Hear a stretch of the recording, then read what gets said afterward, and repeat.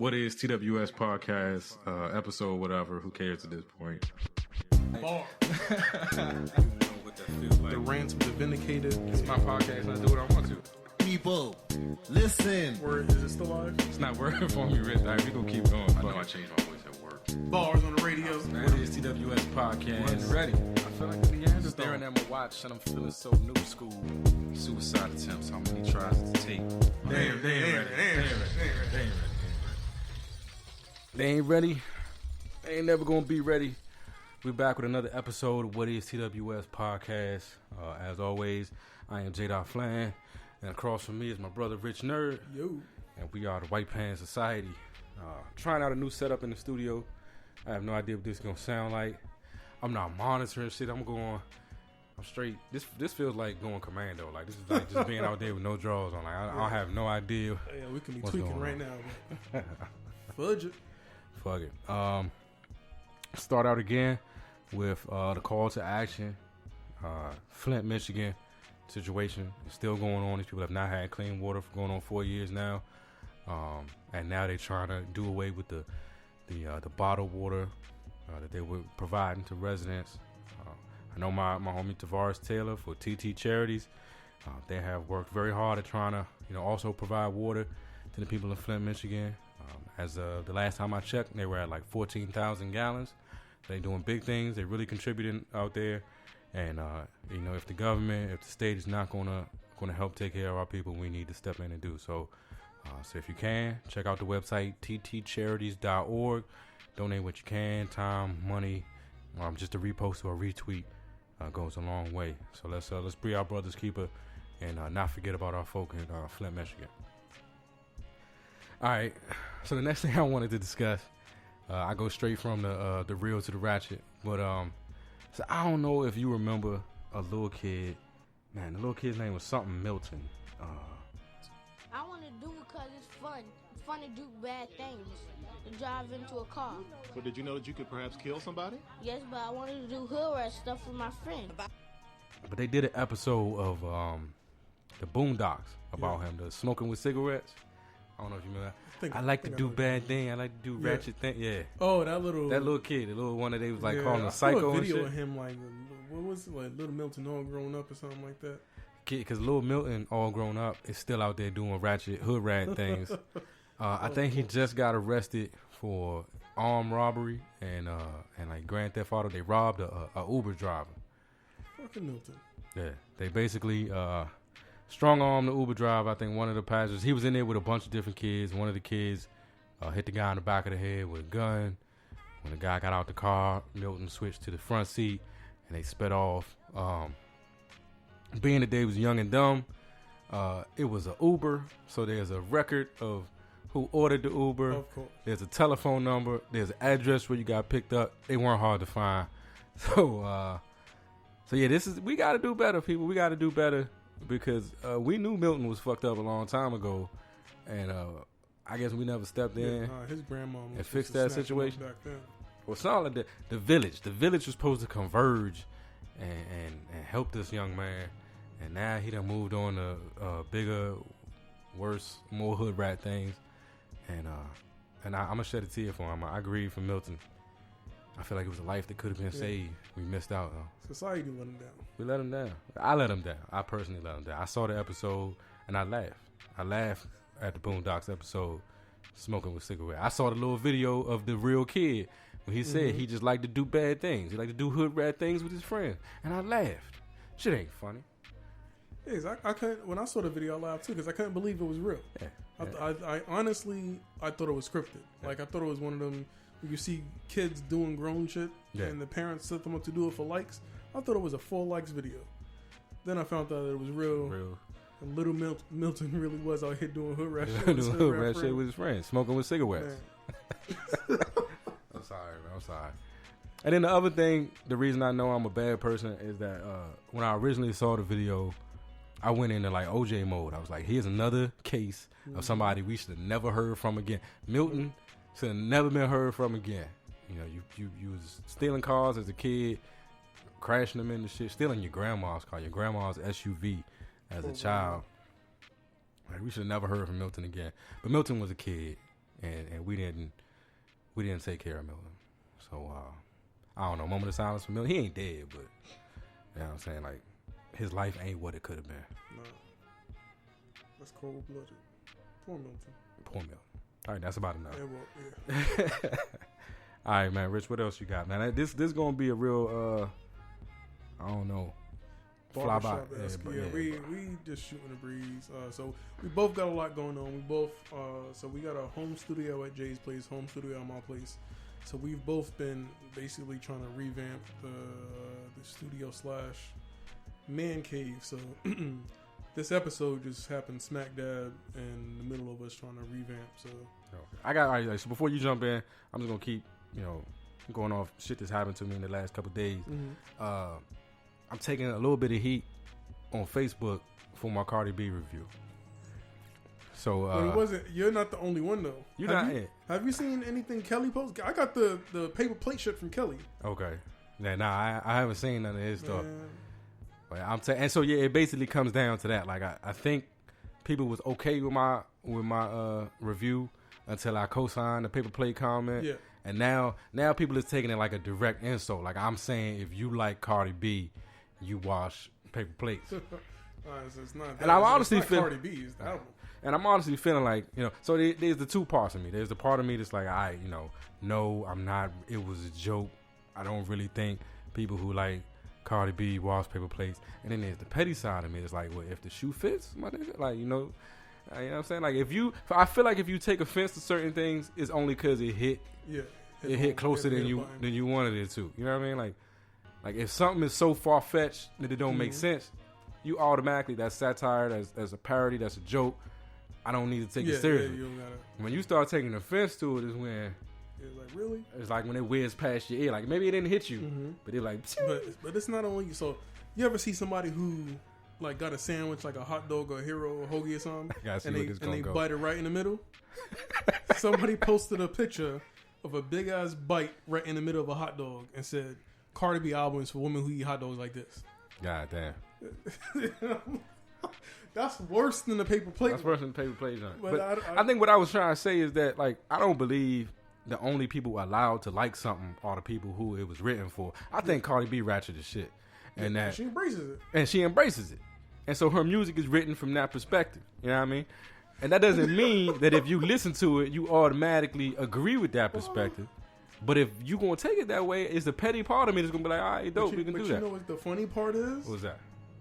The people who are like loving her album, like online, I happen to know that some of those people are the people who buy like the hefty, like heavy duty disposable plates, the plastic joints, so they can use them again. And they be like, throw it in the sink. And like people be rewashing like the plastic forks and knives and spoons and plates. They are some it's actual. True. It's true. Hey, I'm not gonna call nobody out, but it's just some truth to that shit. Hey, and again, like really, my point. And somebody told me yesterday, I haven't researched it, so I'm not gonna co-sign this yet. But that it is a well-known fact that Cardi B has co-writers, quote unquote, co-writers. And so I think the other point we were trying to make, or that I was trying to make, that her persona didn't match up with the lyricism I heard in the music. It might not be that far-fetched as well. And that's not it's a lot of people, I don't think, and I think I brought up, Waka Flocka and Kevin Gates as two, examples of people I felt the same way about until I got to know more about them. Yeah. And so Cardi could be in that bracket. But at the end of the day, it's not meant for me. It was not marketed to me. It ain't my type of music. I went out of my way not to say it was trash. But let me just say this. To listen to that album so that I could provide a real review on this show, I had to make an agreement with myself that I would at least give every song a minute. And I don't believe I listened to any song all the way through. So that's how I really feel about the album. Like, it really didn't hit me at all, in no way, shape, or form. I didn't even give every song a minute. I promised myself I'd give every song a minute. Like, I would force myself to listen to a song for a minute. I feel like some of the tracks, like the ones that's been on the radio, I think it's more palatable because it's been forced down your throat for so much. That fucking dripping song, I hate that shit. it's a lot of the. To your point, it's not for me. It's not for me. It's not for me. It's not my type of music. So therefore, I mean. But I want to get a panel. Like, I really want to do this. I want to get a panel of. I don't even want to say they got to be Cardi B's fans. Yeah. I think there's also a section of the population who just feels the overwhelming need to support her. I don't know if it's because she's female or for the sake of support. Like it's not okay to not like her. So I gotta like her to the point where I gotta defend her against people who don't like her. That's the part that's killing me. It's like, why don't do it just because? Yeah. And I feel like that's exactly what they're doing. No, I'm not gonna support for the. So I'd like to get a panel together of Cardi B non-haters, maybe. I don't know, because I guess I'm a hater. I've been called a hater as well. I guess I'm a hater, and I'll be that. I'll take that. I'm good with that. I like playing the villain. But I'd like to get the non-haters and the haters together and see if we can hash this out. See if we can understand each other.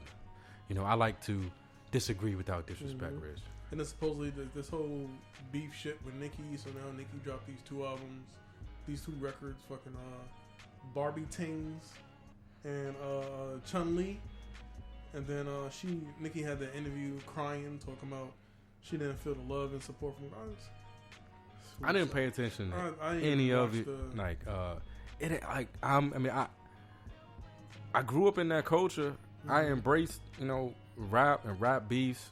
I tell people all the time about my reactions to the East Coast, West Coast situation and how that, personally affected me. And that's just a kid being dumb, getting way too involved in something that had nothing to do with, that wasn't going to affect you one way or another. I don't feel like this involves me. I don't feel as ingrained and as involved. It's like watching a bum fight. It's entertaining for a minute, but I ain't going to sit there all day. I got places to be. It's not. I was Nas and Jay. I was invested. Invested in that shit. Yeah. Fucking Biggie and Pac. I was invested in that shit. I was just because that's a prize fight. Yeah. This literally feels like 2 crackheads fighting over a Zagnut bar or something. Like it's entertaining for a second. World star, but nah. I'm not gonna skip a job interview to watch this shit though. But yeah. So, all right. Last one before we switch the subject. The last shit I don't really care about, but I'm gonna report. Safari.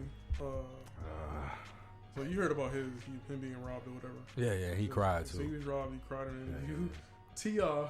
Did you see what? Nah, I didn't see what T.I. So T.I. tweeted about it, responded to him, and T.I. was like, "Oh well, it's cold out here. Better get a sweater." Alright. AKA, get some heat. Yeah. And Safari was like, "Niggas is making light of the situation or whatever." But I thought that was funny as shit. Yeah, well, the crazy shit is, I'm saying it's T.I. How many times T.I. been to jail for weapons possession? It's like, are you the nigga? How was supposed to do this? Hey, are you setting yourself up again, nigga? Are they gonna start looking at you again? Like you? Are you offering? You pull me over. Looking sweaters. That's the new shit now. I gotta know that if a nigga start talking about sweaters, he ain't necessarily shopping at the Gap. All right. I'm getting too old for this shit, really. It's a sweater. If I tell you get a sweater, I'm saying it's actually cold outside. Yeah. I can't keep up with it. We went to the sneaker store a few months ago. I'm in a sneaker store looking for some Prestos, trying to get some new kicks. These 2 dudes are looking around. All of a sudden, one dude yells out, "Boom gang!" And the sales rep immediately, he was folding down T-shirts and stops what he's doing. He's like, nah, not in my store. The dude's like, all right. Apparently, boot gang means you're about to rob the store. People yell it, they grab everything off the shelf. Hold on. Out.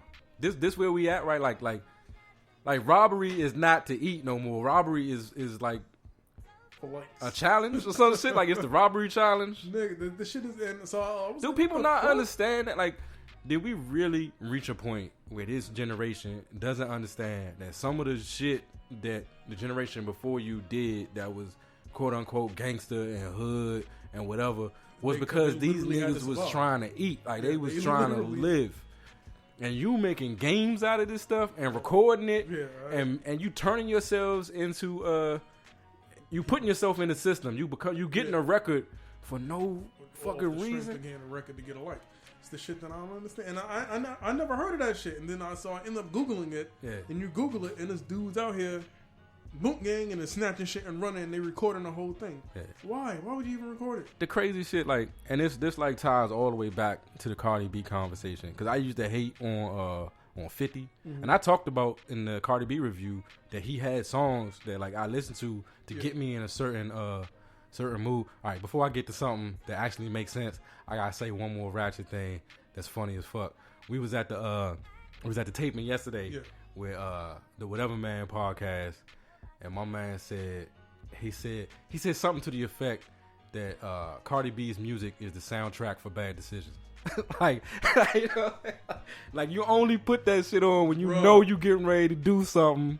Nigga, when you trying to make a bad decision, you know what I'm saying? Like when you when I'm trying to get hyped up, I'm about to fucking do a report or some shit. I gotta go wreck some shit at work. You put on Lose Yourself or some shit like that, you know, to get yourself in the mindset. I could see getting ready to go to the club, right? And it's like I don't want to degrade nobody, but I roll with thoughts. And yes, put that Cardi B on. Yeah. Give me another shot. Right. Like, these are women that normally are, you know, in the right. But on that night where they trying to do something, trying to make bad decisions, Cardi B is the soundtrack for bad decisions. Co-sign that one as well. I'm going to take heat for it, but it's cool. I love it. Anyway, I'm going to take heat for that little scenario I just gave, too. Yeah, you put the full thoughts on it. I didn't do it. But back to the 50 Cent thing.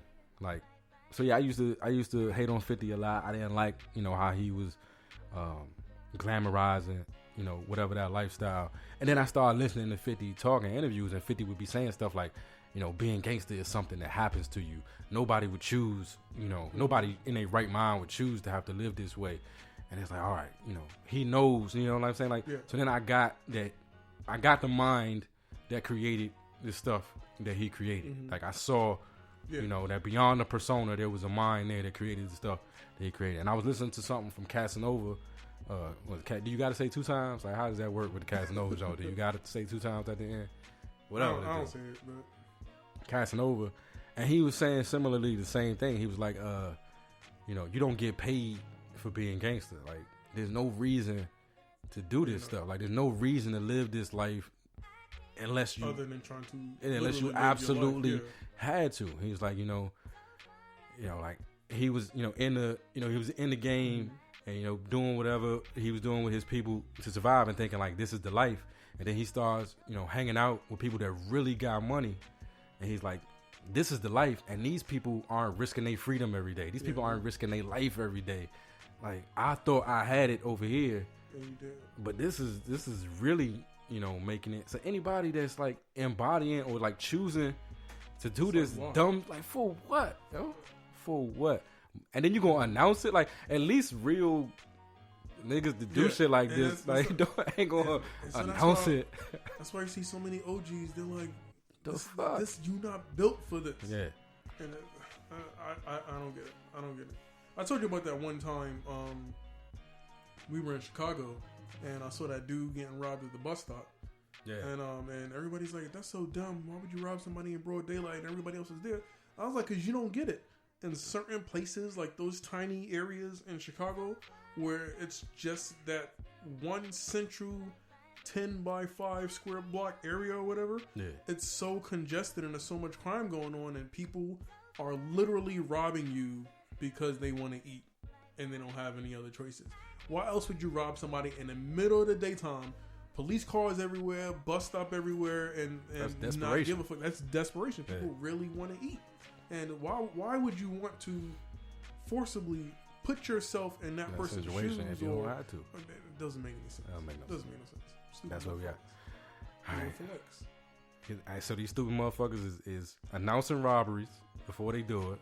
Eating Tide Pods. Snorting condoms. Nigga, that the fucking condom challenge?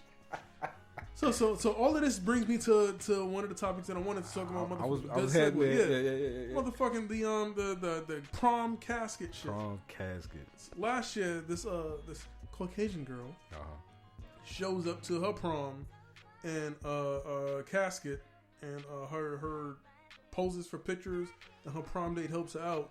And the purpose of her doing it was because she wanted everybody to know that she was drop dead gorgeous. So this year, a little African American girl does it, and same thing, poses for the pictures or whatever, because she wanted everybody to know that she was fresh to death. Fresh to death. What the fuck is wrong with it? First of all, why would you want to know what it feels like? Nigga. And to relate to being in a couldn't casket? pay me to get in the casket. I'm not getting no motherfucking casket. When I be seeing people like when you see a movie and they always jump in the casket because they trying to. If it was legit life or death and you had to hide in the casket to hide from, I might bend the butt. Nigga, I'm not. I don't want to know what it feels like to be in the casket. That's number one. Number two, what motherfucking parent is co-signing this shit when you got to look at your child being in the casket? I don't want to know what it feels like to see my child in the casket. Are they buying or renting these caskets? Like, who is renting caskets? So that's my other thing. Are they trading? You know how much a motherfucking casket costs? 10 G's minimum. So you renting a casket? Are you agreeing and say, hey, let me borrow your casket for the evening with the pictures? Make sure to shout out Shlomo's Casket Club on my Instagram. Like, the fuck are you doing? What kind of trade-off are you making for these caskets? Like, that doesn't make any sense. See, this is where the village broke down. Because, you know, when we grew up, not only did you I don't want to get in the casket because I'm, like, slightly claustrophobic. And shit just don't feel like the type of shit that you would do. But an old head would be there like, nigga, you inviting death in your life. It'd be somebody with some sort of weird-ass old wives' tale. That's on the good side. On the good side. That's on the good side. On the other side... You know how many times somebody would have smacked me? Boy, if you don't wake the fuck up, choke me up. No. They out there taking the pictures. No, it's crazy. And look how many times it's happened. Like, you can't do this shit and then don't think it's gonna come. Like, you know, Biggie made Ready to Die and Life After Death. How many times? Pac got shot? Hey, how many times did Pac talk about it? I just posted this shit on Facebook. That Patrice O'Neal photo of the screen capture from the Player Haters Ball on the Chappelle Show, where under his name it said most likely to gain weight and die. And how many years later was he dead of diabetes? Of complications from diabetes. You can't call stuff on you. And to that logic, I'm blaming motherfucking Matt Groening for Trump. Yeah. He called that shit. He called that shit. He put that shit into the ether. Now look what we got to deal with. Fuck you, Matt Groening. Oh yeah, The Simpsons is creepy though. They done called a little too many. Yeah, no. One too many things. And what? Family Guy. It's been The Simpsons and Family Guy that just been predicting like every fucking thing. Man, that shit is crazy. Too many conspiracy theories out here though. It's too many. I'm gonna need a graduate from high school and get out of college fucking challenge. That's fucking kids. I've been actively trying to curse less on this show, but these challenges really, they make you want to motherfucking curse at a kid. Right, fuck it though. What is wrong with you? Like, I ain't gonna never stop. A casket challenge? A casket challenge. Like, what the fuck is wrong with these kids? Who starts this stuff and then why you gotta pick it up? Why you gotta pick up everything that somebody else does? Fucking dumbass kids. I don't know, man. It felt different. Like, it felt like growing up for us, there was this. I don't even want to say that. I don't want to say like our generation is that much different. I just knew I grew up with a want to be different. Like, you know, if everybody was doing something, I couldn't do that thing. Yeah. I couldn't do whatever that was because everybody was doing. If I seen 2 pictures of people in caskets, that'd be nice. Well, you know, I know what I can't do this year. I can't show up in the casket. It's been done too many times. Why would you? I just don't. To your prom. Popping out a casket at your prom because you fresh to death. Fresh to death. That's the dumbest shit. What else we got on here? Speaking of being different, mac and cheese. Oh. Mac and cheese. See, to me, mac and cheese is a staple in the African American community. Absolutely. Facts. I'm not saying that it's a black food. I'm just saying that it happens to be a staple in the African American community. These are facts. It's a southern food. It's a southern staple. But people the world over eat mac and cheese. I'm cool with that. That's fine. You know, different people make it different ways. But I do feel like there should be some ground rules when it comes to making mac and cheese. And I feel like there should be a mac and cheese police. And the first person they should arrest is this motherfucker who put these blueberries in this mac. Why would you put blueberries in mac and cheese? You know what? I saw that Kev on Stage video where he was talking about it, and I can't front. That is something that would make me like upset. Yeah. Like, why would you ruin a perfectly good mac and cheese with blueberries? I don't get it. And the first thing that came to my mind is that Black Jeopardy joint with T'Challa. When they asked him about the potato salad, and he's like, Karen is Caucasian, yes? And, and I get the feeling she does not season her food. And she would probably put something unnecessary in there, like raisins. Like, this is the same shit. Like it's mac and cheese. Like, mac and cheese is simple. Why are you messing with mac and cheese? But it's the same problem I have down here with fried chicken. Like, I'm in Austin. Like, I'm in Texas. I'm in the South. I'm in the I'm in the deep South, right? Why can't I find good fried chicken, It's like, old just school, everywhere? I should be able to just, traditional. you know what I'm saying? I should just be able to fried step out of chicken. my house and find a 2-piece and a biscuit, like, just sitting on my I doorstep. just had the same conversation like a week ago. I miss chicken spots. Like, Because everybody around here, it gotta be too fancy. It gotta be honey fried chicken, or it gotta be, I gotta use a different type of coating. it's And too much some lavender hollandaise batter with some Gruyere. Like, It's no. like, nigga, salt, pepper, flour, nigga, just put it on. How difficult is it? I don't get it. It's bothersome like a mother. I had a real craving for fried chicken the other day, and I'm like, where am I gonna get it from? It's hard to find. You dog. can't it's hard find to it. find. Salt, You gotta pepper, fuck around and settle flour. for Popeyes and KFC. And that's still not regular fried chicken. Nah, you be looking for the hole in the wall spot. And I mean, and Gus's is good, but Gus's don't taste like. It don't. Yeah, it's still not just like regular down home fried chicken, and it's downtown and shit. I need. Yeah, you gotta go all around the place. I'm trying to find it. It was a spot across from Ed Bluestein, a gas station. They had good fried chicken. That's how it always goes. It'd be like a gas station or some dumb shit. Somewhere you're not supposed to be buying. Where you're not supposed to be buying chicken, and that's where the bomb ass chicken is. That'd be the bullshit. It's one of those things where it makes you miss like the East Coast. Because people can't. You gotta legit be in the hood. Hey, people can't do shit simply. Like, they gotta unnecessarily complicate something. Everything like, doesn't have to need a remix. right, yeah, mac and cheese. All the ingredients is in the fucking name. cheese. Like, That's the point I don't get. you don't have to experiment. Like, No. You don't have to. It don't say mac and cheese and blueberries. Like, all the necessary ingredients in the name of the dish. Just stick to what Yeah, you I know. feel like Keep moving. Vegetables don't go in mac and cheese. I'm sorry. I think Tammy would try to pull some shit like that. All right. So how do you feel about green chili mac and cheese? Because I am a fan of green chili mac and cheese. Is that a vegetable? It's a tough one. Is that a vegetable? I mean, moving here, the Green Chili Festival is big time, and come whatever time of the year that is. I never know when it's coming. It always catch me off guard. Pause. So is a chili a vegetable or is a chili a spice? See, I'm looking at it. See, that's a barbershop conversation right there. That's a barbershop conversation. I'm looking at the chili as a spice. You just fucked me up right there. Is it chili? It's chili flakes. Is it a vegetable? It ain't no blueberry flakes. Or is it It's chili powder. Ain't no blueberry powder. It's a seasoning.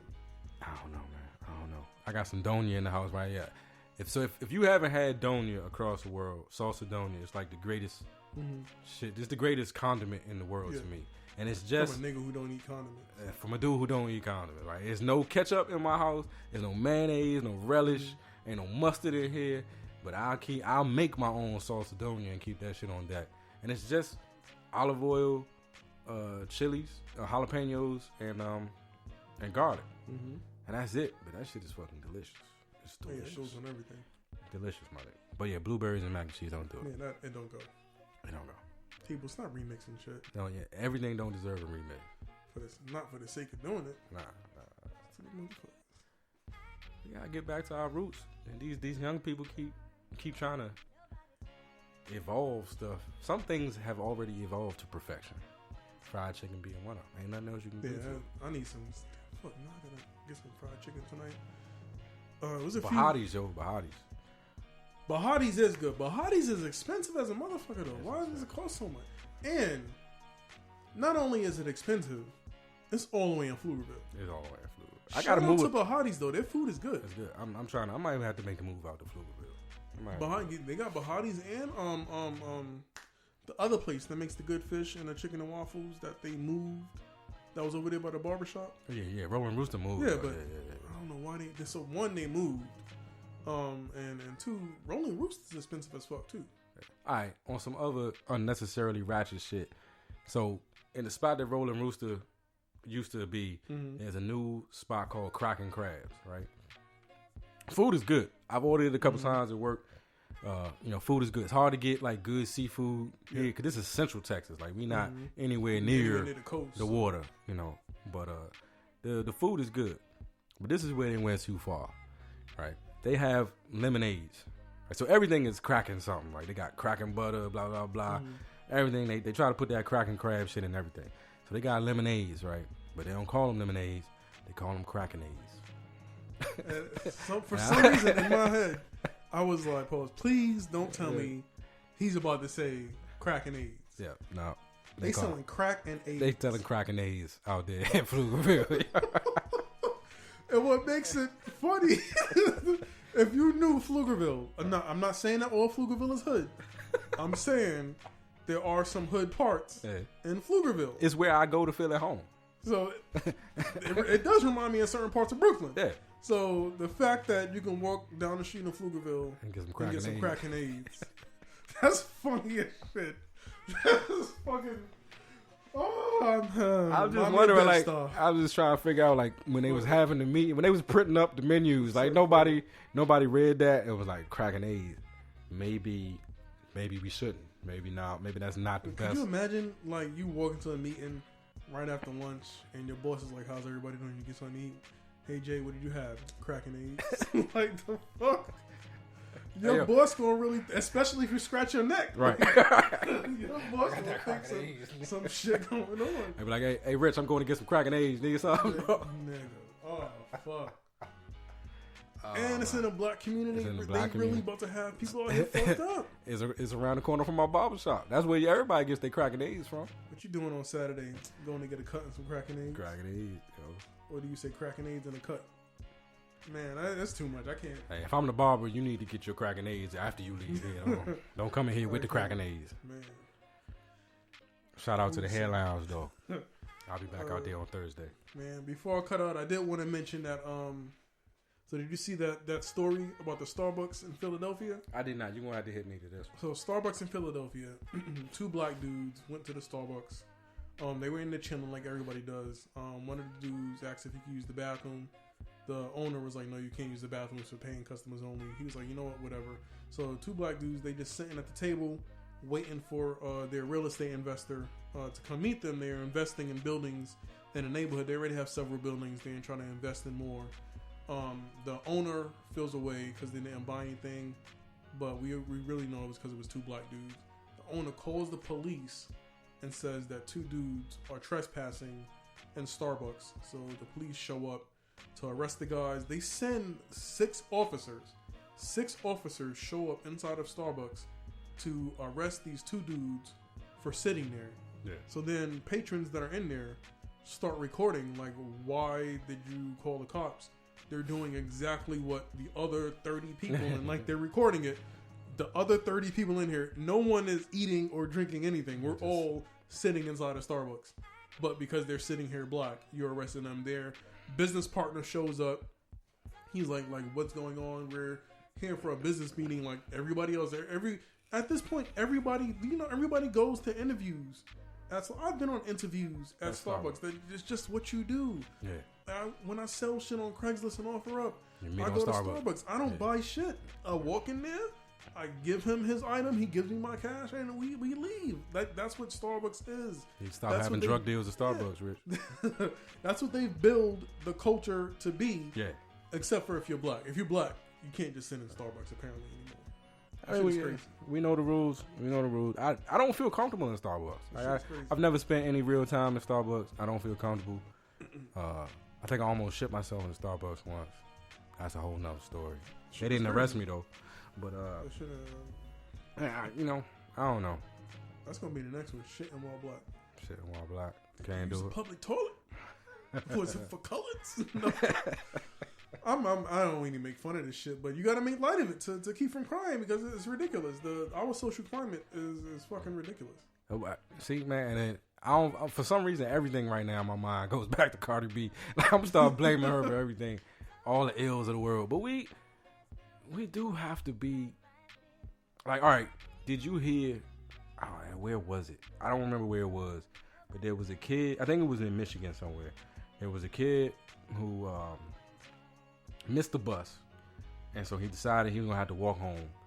And so he knocks on a door to see if he gets some help with directions. The lady inside thinks that he's trying to break in. I guess her husband comes down and like shoots through the door. They don't hit him, but you know he ran and got away. But it's like, and I think he's been arrested. The dude that fired the shot, he's been arrested. But it's like the thing is like that there is this, you know, this whole culture of fear that's been created around us right now. Like, and as much as I understand that it's like it's false, like it's bullshit, I think sometimes we feed into it. Yeah. And then when we feed into it, we perpetuate it. And I don't know how much, you know, I actually did like save some shit in my phone because I wanted to show like how easily with the change of 2 words, they changed who the victim was in this story. Give me just a second to pull this up. But yeah, so I have been ordering stuff off of Amazon, right, past couple of months, and a few of my packages had disappeared. And I had some neighbors who were like noticeably shifty all the time, like they look like they're meth heads. So Renee is like, nah, I'm about to go knock on their door. So she's banging on the door full of police, and I'm like, yo, stand to the side. Like my immediate thought was like, don't stand in front of the door. Yeah. Stand to the side, like, cause you never know. Like you banging like you police, they might blow the door off like they're police. God forbid. Yeah. I don't want nothing bad to happen to nobody, but yeah. That's how I'll be knocking on people's doors. Or you knock and you stand to the side. All right. So before I do the Detroit, because you just bring certain shit to mind, Rich. Before I do the Detroit thing, ladies, like we live in 2 different worlds. You talk about like black and white people. Black and white people living in 2 different worlds. Men and women live in 2 different worlds. Y'all do not seem to understand the concept danger. No. Me and Tammy is driving to Houston. You know, we were driving to Houston for that. And we stop at a McDonald's, right? And she ordered whatever. She get a lady her card. They talking about like the credit card machine not working. They gotta take it to the front. So they talking, well, she gotta reboot her system or whatever, some bullshit. The dude behind us like starts going off. He ain't a truck. It's a white dude in a truck in Texas. He got a friend in the car with him. They like honking. They going off. Tammy like opens the car door and leans out and was like, "Shut up." Nah, man. First of all, exactly, my nigga. Like, exactly, yo. Nigga, I was on 290 earlier today trying to. I was merging and a fucking big ass truck cut me off, and I was like, you know, I do the Dougie real quick. As soon as I saw that it was a Caucasian person, 99.9% of white people in Texas got a gun. I don't care what you tell me. Anybody? No. Tammy fucked up. And I'm trying to tell you, like, if they disrespect you, if they call you out your name, if they threatening us, then I gotta stand up and, you know, and defend you. But if they annoying you, let that shit slide, son. We in the wrong place. We in the wrong place. You gotta let some shit slide. That shit scare me. Every time somebody cut me off, I immediately get angry and then I want to cut them off, but then I think, fuck, we in Texas. Yeah, let some shit go. All right, hold on. Sorry. So I got this thing. Of course, my phone was fucking. All right. So here's the one with the first report I read. Teenagers shot at after knocking on a door to ask for directions. According to Detroit police, 14-year-old Brennan Walker needed directions after he missed his bus. Walker knocked on the door of Jeff Ziegler's home to ask for help, and Ziegler's wife thought Walker was trying to break in. That's when Ziegler approached with a gun, fired, and missed. Right? So that's one depiction of what happened. So here's another way to write it. Yet, in my mind, changes it completely. A 53-year-old retired Detroit firefighter has been charged with assault with intent to murder after he allegedly fired his weapon at a 14-year-old boy who said that he knocked on the door to ask for directions to his high school. Yeah, that's leading. So you see how they completely switched it up? Yeah. Like, the first one is here's this 14-year-old kid knocking on the door to ask for help. You shoot at him. The second one is, here's this decorated Detroit firefighter who's being charged with these horrendous crimes because he shot at a kid who said he was trying to and how do you ask for direction. Allegedly fired. It's all right. That's a fact. Like he didn't allegedly do shit. He fired through the door. That's a fact. But that's how easy it is to just change two words and completely, completely recolor the situation. And then that's why we can't do certain things right now because there's a culture of fear, when it comes to us. And so on one hand, I have multiple thoughts on this. On one hand, it's like it's fucked up that you can't even ask for directions without being shot at. However, I feel like I wouldn't knock on nobody's door because, nigga, I knock on my neighbor's doors and stand to the side. Imagine a stranger. Right. So that plus, I'm from Brooklyn. You fuck around and tell somebody in Brooklyn you don't know where you at? Or you need help? Call me. I'll show you how to get there. Yeah. I'll show you how to get there. No, I'd have been scared. I gotta got. You just become fool. I'd have been. A couple things I pulled from this, and this is just the racial climate that we live in. This is what I read into that story. That this kid ain't necessarily hood. Apparently, he goes to a high school that's in a white neighborhood. Yeah, so he didn't know. So he don't live the way he don't live that kind of way. I don't know. That's crazy shit, man. I know you got to get out of here. Yeah. Baby girl should be coming home soon, so I get to be dad again. But I think this has been a dope episode of the What Is TWS podcast. We got some major things coming in the very near future. So hope you continue to rock with us. Again, keep more than thoughts and prayers. I was getting ready to say thoughts and prayers, but we be overdosing. We be ODing on the thoughts and prayers. Like, send some money or some time to them folks in Flint, Michigan. It's real. Dude, thoughts and prayers ain't gonna do it at this point. They need help. Help. TTcharities.org, man. We going 4 years with people who don't have a staple of life. They paying taxes and they paying water bills and they don't have clean water in America. Like, crazy. Fuck out of here. Anyway, TTcharities.org. Please hit them up and help any way you can. But other than that, until we speak again, be safe and be the light. Peace.